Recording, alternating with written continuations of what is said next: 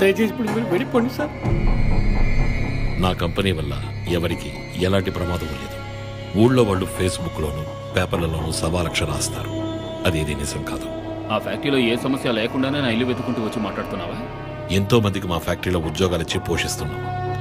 వాళ్ళ కడుపులు కొట్టడం మీకు న్యాయం అనిపిస్తోందా? ఎంతో మందికి ఉద్యోగాలు ఇచ్చామని ఊరిని మోసం చేస్తున్నారు. ఇక్కడ బాధితులు లక్షల్లో ఉన్నారు తెలుసా?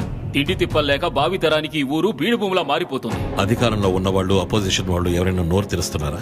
నువ్వు తప్ప. వాళ్ళకి మీ వల్ల లాభం ఉంటుంది, వాళ్ళెందుకు మాట్లాడతారు? ప్రజలంతా అమాయకులయ్యా. ఇక్కడ ఏం జరుగుతుంది ఏమిటనేది వాళ్ళకి అర్థమయ్యేలోగా ఉన్నదంతా మింగి సర్వమంగళం పాడి వేరే ఊరికి పారిపోతాం. చివరి వరకు మేమే ఇక్కడ ఉండి కష్టపడాలి. ఓ పని చేద్దాం. నీ కొడుక్కి సింగపూర్లో ట్రీట్మెంట్ ఇప్పిస్తాను.